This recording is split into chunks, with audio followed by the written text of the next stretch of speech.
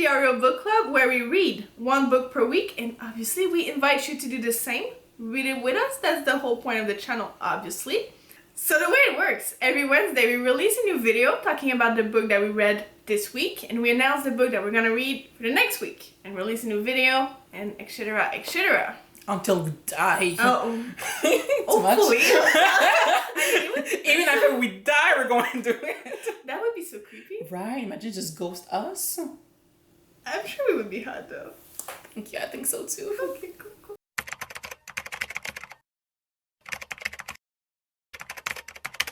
So what book did we read this week? Oh my god. Okay, so we read this week The Atlas 6. And we read it because we wanted to try fantasy book because we both hate it. But it wasn't that much of a fantasy book. No, it was more like technical magic. Yeah. You know, like if Harry Potter had some logic behind it. It wasn't just magic to be magic. Oh god. So, what did you think about the book? Did you like it? Here's the thing. It's a little controversial, or maybe not. But the story itself was meh. It was just like a bunch of people being recruited, and then they had to kill one person. That was it. But what made the book for me was the relationship between the character. I liked the complexity of their relationship and how they talk to each other and the like sexual tension between everyone. I like that. But you know what? I feel like that's the point of the book, because when you think about it, a lot of book, like let's just take example, a normal romance book. It's like boy or girl, whatever, person meets person. Yeah. And they fall in love. There's going to be like something. They break up, and they're probably going to get back together. Of course, that's like, it's something that we've thing. seen like 1,000 times. But again, it's how it's done and Yeah. the people involved. So even though you're right, the story was very much simple, and I felt like the fact that because again, there's 6 people and one of them must die, and then they'll be like included into the society. Yeah. Frankly, now that I think about it, I felt that it was a little bit weird that they didn't realize sooner that one of them must die. Except for the fact that they're smart and they live in a magic world. They live kind of the same life as us, right? Like they go to school, they have a job after that, they just can have magic, right? If you go to like a job interview and they're like, oh yeah, 5 person are gonna be selected to be part of the job, the 6th one is just gonna go away. Are you gonna be like, they're gonna kill it, we need to kill that person? But at the same time, you're right, I wouldn't think about murder like right there, you know? Yeah. But at the same time, I'm just, okay, so we're in that ultra secret kind of thing. Yeah. We're living together for a year, like we can't even talk about it with like our parents. It's like an Very ironclad secret, contract, yeah. Okay? Like nobody thought up, like, hey, okay, if one of us is eliminated, what's going to happen? Can we talk about experience? Can we like get some knowledge still from, like nobody thought about like the future. But at the same time, where I'm going to a little bit be devil's advocate for yourself. Exactly. At the same time, none of them wanted to fail in the way that none of them thought like, oh, I'll be the one who'll fail. No, like, they'll be like, I'm gonna win, obviously. I'm going So to like, win. I don't care about the person that fails. That's true. Why would they care? I guess I'll give them that. Okay, so you were saying that you really love the characters? I did. I like them. First of all, it's rare for me to find books where characters are actually different. I feel like you have like 1 or 2 characters that are like, okay, I know your personality, but the rest is kind of like ish, you know? Fair enough. They kind of blend into one. They're just there to do one thing and help the main character always. But in that case, I was like, I can a little bit predict what you're gonna do because I know your personality, I know your backstory, I know who you like in this gang. True. Okay, so if we talk about the 6 characters, and that is something that I like, because usually I'm used to like 1 or 2 main characters and the people around them, but in the book it was truly 6 main characters and the people around them. Yeah. So I like that. That was different. Yeah. First people were introduced to Nico Sure. and Nico Libby. and Libby. They're kind of like twin, but like astral twins that share the same power. Did you like them? I like that. I like the fact that at first, I mean, Libby has a girlfriend. Libby has a boyfriend, and which is not Nico. His name is like Ezra. Yeah. And basically, we're kind of introduced to that dynamic. Like, you know, like clearly you feel that Nico and Libby are going to fuck one day, but for now they hate each other. Yeah, but like, at the same time, they push each other to be the best. And then there's, you know, good old sweet Ezra who's doing his best, but he's charming, but he's very ordinary. Yeah. No, it's kind of like normal. He's like a white piece of bread. Basically, without, you know? Yeah, without anything, you know? Exactly, just like mayo. Mayo's good though. I mean, sure, mayo's like, good. you put some vegetable on there. Yeah, but you put some spices. Truly, I thought they were going to fuck, and frankly, I was already done with it. I was just like, okay, we've seen that so much. I mean, there's so many sparks, but the book didn't go that way. So they were kind of just, I mean, I wouldn't say friends, but they were allies. Yeah. It was like, I need you to be who I need to be. Like, I need you to reach the top, so we're gonna do it together. But we'll like each other? Not really. Not really. But I don't want you to die. To be honest, I preferred Nico to Libby for the sole reason that Nico has a friend that he really loves. And I just love seeing friendship. You know, like a pure loving friendship. Like, hey, I want to protect you. And I feel like... Is it a pure friendship? Friendship, love, probably love. It's but, probably love. you know, we'll see about that later. Yeah. Libby, clearly, she was not in charge. And clearly, she was just like, oh my God, what's going on? Like, that was Libby, frankly, for like 75% of the time. Yeah. For like the rest, you know, she was like a badass bitch.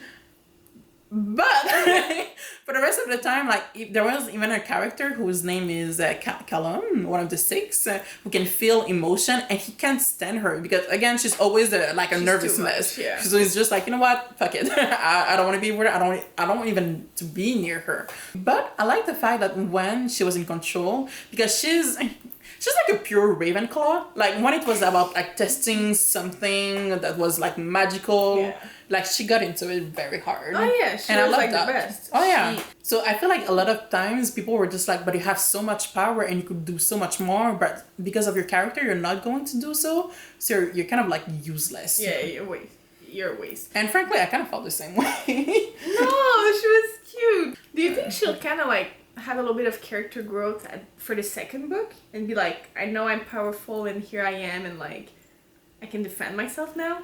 I don't expect her to become like a warrior type of girl, like the stereotype warrior. Yeah. But I do believe that she'll have to use her powers and she'll grow in confidence. Oh yeah. I'm sure. I hope so. It'll be a nice character growth. Cause like, poor girl.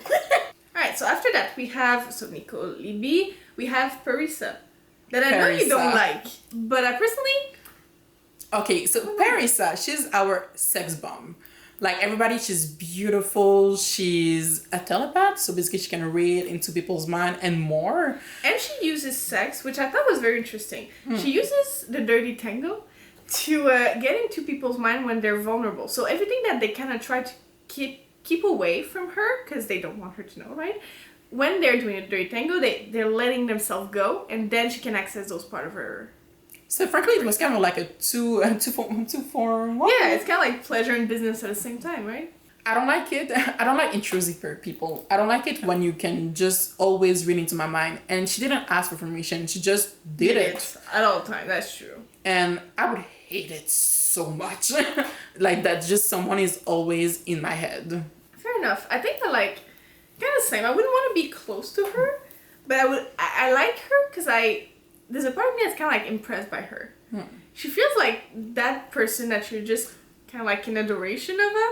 So I think that's why I like her. And she's very like girl power in a sense of like, there's nothing more dangerous than a girl that know her worth. I'm like, oh, thank God. Yes, like, queen, yes. Yeah, exactly. So that's why I like her personally. I get why. I feel like if there wasn't that mind reading stuff in the way that she can have that power. I mean, fuck yeah, I would have that power. I know, I shouldn't.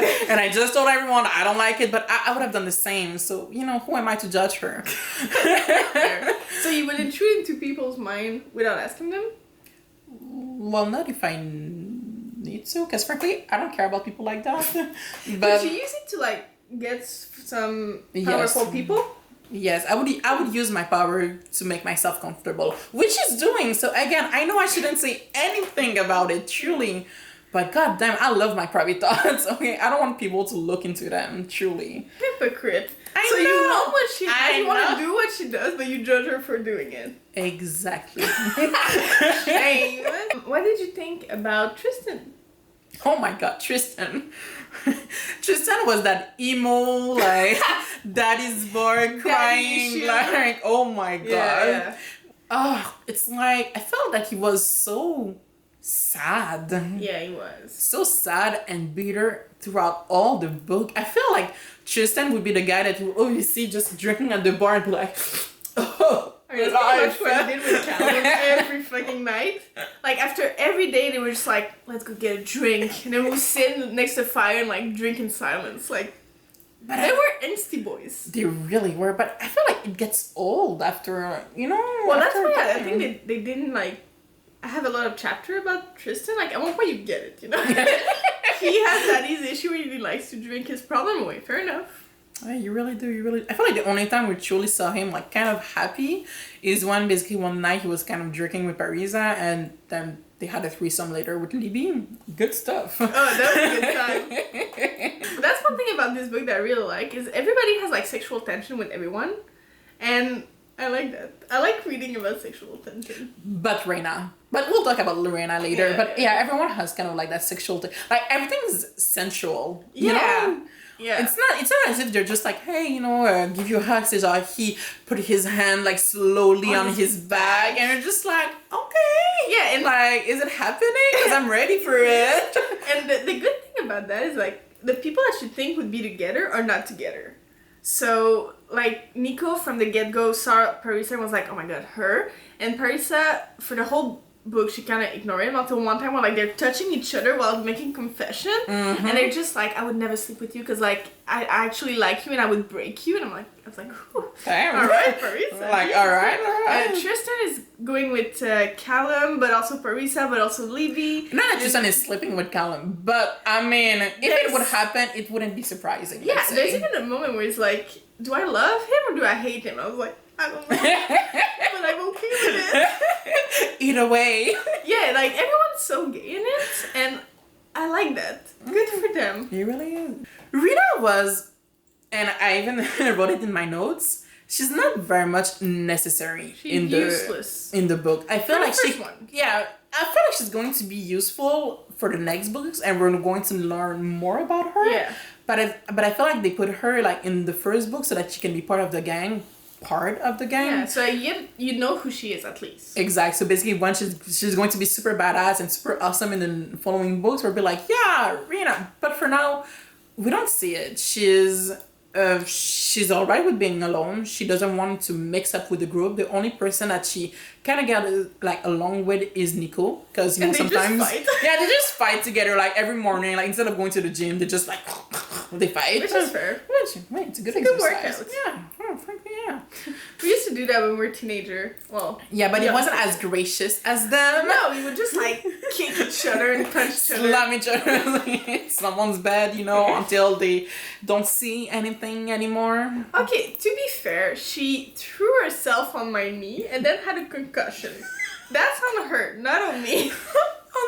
On me. She was beating me up. I was like alone, like stop it. And she was hitting me. But it's all right. I forgave her for that. One thing I found interesting about it, because I'm someone I really like nature, right? And so when I first started reading the book, I like, clearly the power I would want is the one that Reyna has. But it was so creepy. The way it was described was like, mother.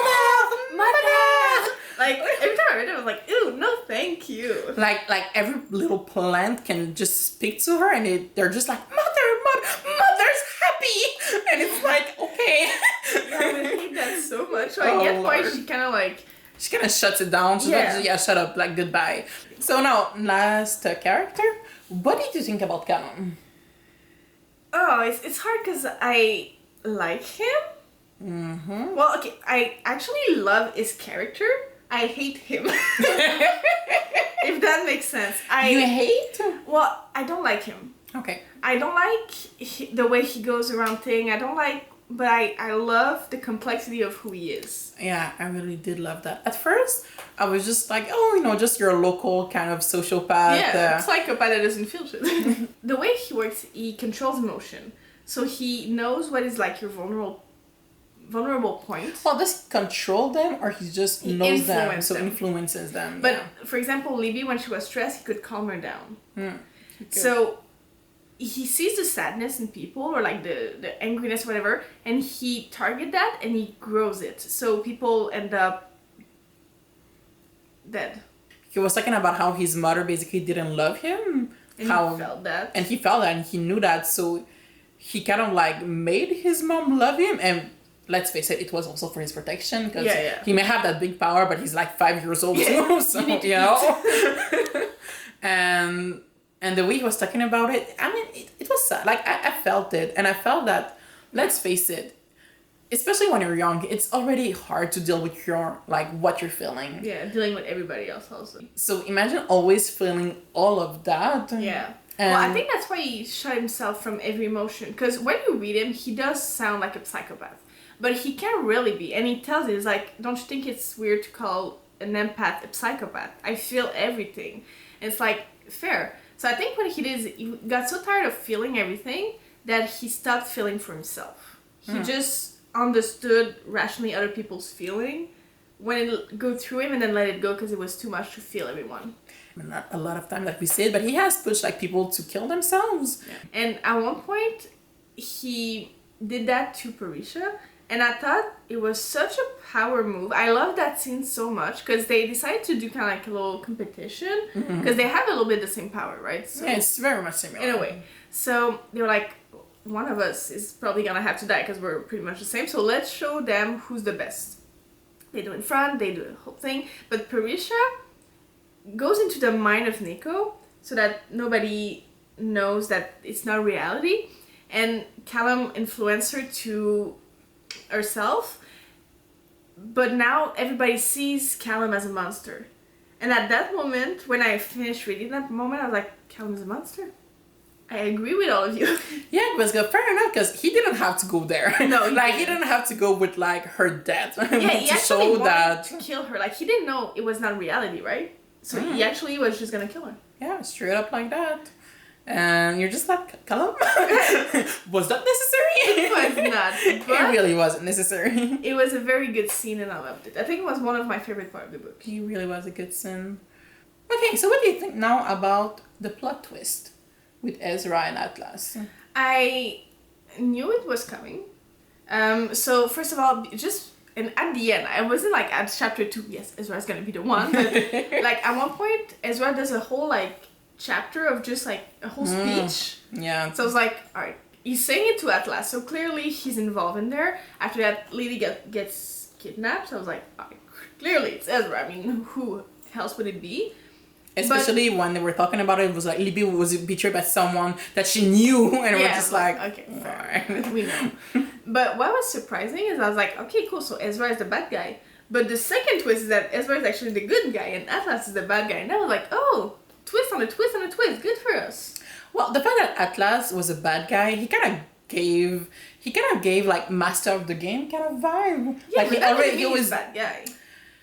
But like, was it surprising? Because again, we're not introduced to like other characters. Yeah, so you feel like it's not the gang. So who else? And at first I was just like, I mean, Ezra, he's too much of a like white bread to be it. So who else truly that we know? So there's either Atlas or there's Dalton. Like he's there, but he was way too.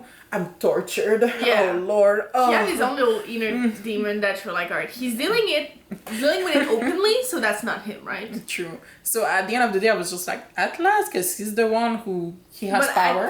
I thought Atlas was gonna die, and the Forum was gonna be the bad one.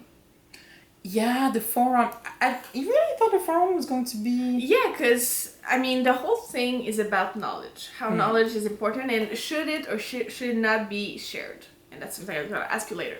But I thought that was gonna be the thing. That, like, they realize that power is important, not everybody deserves it, and so therefore they're gonna protect it from the Forum, and the way it starts is that they kill Atlas.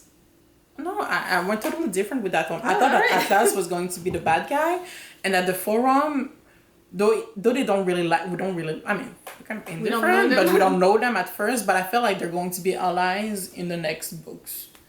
Like, I thought they were gonna be the enemy of the second book. No, because all through the book, when they finally learn that one of them are going to die, a lot of time they're just like, it's bullshit, we hate it. Especially Parisha, she doesn't like to be told what to do. So at the same time, it kind of felt like, okay, so the society is going to be the bad guy. And since, you know, the forum is against the society, then they're going to like, you know, going together one day. Do you think knowledge should be shared with everyone? Mm-mm. No? Okay. No, everybody knows that people are stupid. Like, but again, that's because they don't have the knowledge. No, fuck it. People are stupid. I'll just give an example with COVID. People, I mean, of course, do we know everything and all the scientific terms? No. But we know, I feel, enough. And look at what people are doing. So, frankly, I feel, and let's face it, there's a lot of things that I'm sure that government and everything is hiding from us. And frankly, I don't want to know it. I don't want to know that maybe there has been like 30 threats of nuclear bombs. That were, like, I don't want to deal with that. Truly, I have enough in my life to deal with, so.